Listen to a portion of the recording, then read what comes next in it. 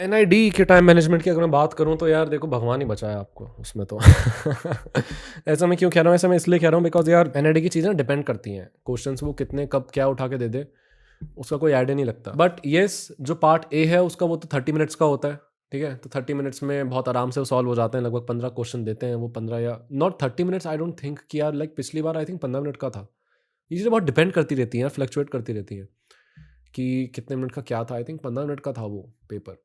But NID के part A में एक और ये चीज़ रहती है कि ज़रूरी नहीं है कि वो आपको जैसे ही वो घंटी बजी वो तभी उठा लेंगे। लाइक वहाँ का बहुत लीनियंट माहौल रहता है। जब हमारा हुआ था तब हमने पार्ट ए सॉल्व कर लिया था, पार्ट बी की शीट भी हमें तभी दे दी थी उन्होंने। तो पार्ट ए अपना सॉल्व करके हमने साइड में रखा, पार्ट बी हम सॉल्व करने लग गए, तो ऐसा भी हुआ था। बट लगभग 15 से 30 मिनट आपको मिलते हैं पार्ट ए को सॉल्व करने के लिए, वो आपको पता चल जाएगा वहाँ पे, या शायद इसमें लिखा भी होगा कि कितने क्या है, मैंने चेक नहीं करा। तो पार्ट ए तो आई डोंट थिंक उसमें ज़्यादा टाइम मैनेजमेंट की प्रॉब्लम आने वाली है, बिकॉज वो बहुत ईजी होता है पार्ट ए एनआईडी का। पार्ट बी की अगर मैं बात करूँ तो येस, उसमें दिक्कत आ सकती है। बट ऐसा नहीं करते कि वो टाइम कम देते हैं और क्वेश्चन ज़्यादा दे देते हैं, मैनेज हो जाती हैं चीज़ें, ठीक है। ऐसा नहीं होने वाला कि आपको इतना टाइम नहीं मिलेगा कि आप सारे क्वेश्चन अटेम्प्ट ना कर सको, आप कर लोगे। बट आप सही कर रहे हो कि नहीं वो ज़्यादा मैटर करता है। तो 2 घंटे आपको मिलते हैं पार्ट बी को सॉल्व करने के एनआईडी में।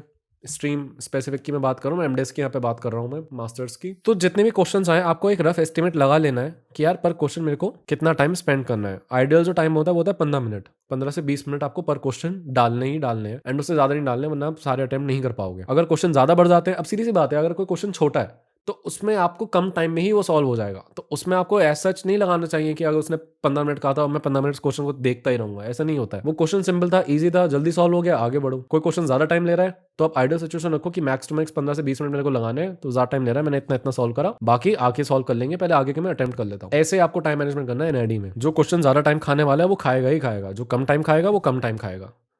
क्या बोल रहा हूँ मैं, जो क्वेश्चन ज़्यादा टाइम खाने वाला है वो ज़्यादा टाइम लेगा ही लेगा, जो इजी है वो कम टाइम लेगा। वो चीज़ वहाँ पे खुद ब खुद मैनेज हो जाती है। सीड में आप फिर भी प्रिडिक्ट कर सकते हो, सारी स्ट्रेटेजीज बैठा सकते हो, बिकॉज आपको पता है कि पार्ट ए में कितने क्वेश्चन पूछे जाएंगे, पार्ट बी में कितने क्वेश्चन पूछे जाएंगे, उनका पैटर्न भी आपको पता होता है। एनआईटी तो कहीं से भी रैंडमली कुछ भी फेंकेगा, कभी कहेगा कुछ ऐसे लिख दो, कभी कहेगा पोस्टर ही बना दो, कभी कहेगा यार ये चीज़ कर दो, कभी वो चीज़ कर दो। तो वो चीज़ बहुत ज़्यादा डिपेंड कर जाती है situation to situation, year to year, कि किस हिसाब से क्या क्वेश्चन दिए जा रहे हैं। एंड अगर आपको दिख रहा है कि क्वेश्चन ज़्यादा है तो आपको दिमाग में रखना है कि भाई ज़्यादा क्वेश्चन है तो जल्दी सॉल्व करना पड़ेगा। अगर 10 मिनट में कोई सॉल्व हो रहा है तो सिचुएशन रखो कि भाई 10 से 15 मिनट में मेरे को सारे क्वेश्चन सॉल्व करने हैं, बिकॉज उसने क्वेश्चन आपके पास ज्यादा दे दिए हैं। तो वो डिपेंड करेगा आपके उसी मोमेंट पे, आपको खुद डिसाइड करना पड़ेगा कि यार क्वेश्चन ज्यादा है, ज्यादा टाइम मैं खर्च नहीं कर सकता, अगर क्वेश्चन कम है मैं पर क्वेश्चन थोड़ा सा टाइम इंक्रीज कर सकता हूँ। बाद में जो मैटर करेगा वो करेगा आपकी प्रैक्टिस, आपने कितनी ज्यादा प्रैक्टिस करी है, कितने ज्यादा आपने क्वेश्चन सॉल्व करे हैं, कितना ज्यादा आपको तरीका आता है क्वेश्चन को सॉल्व करने का, एंड जो पूछा जा रहा है कि आप एक्जैक्टली वो सॉल्व कर पा रहे हो या नहीं कर पा रहे हो। ये भी बहुत बड़ी स्किल है कि जो भी क्वेश्चन में पूछा गया है आप उसको कितना अच्छे से एवेल्युएट करते हो, कि क्वेश्चन मुझसे पूछ क्या रहा है, उसके हिसाब से आपको एवेल्यूएशन बिठाना है और आंसर करना है अच्छे तरीके से, नीट एंड टाइडी वे में। That's it for NID. ज्यादा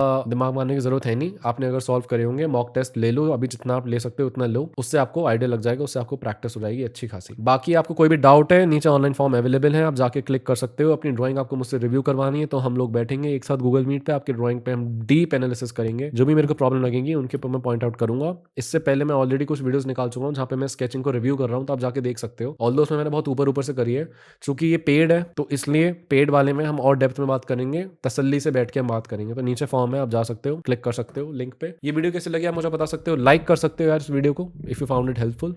You can also subscribe to this channel and share this video among your friends जो भी आपकी एनआईडी के लिए प्रिपेयर कर रहे हैं। तब तक के लिए मिलते हैं आपको अपनी नेक्स्ट वीडियोस में। Stay tuned, bye bye, all the best.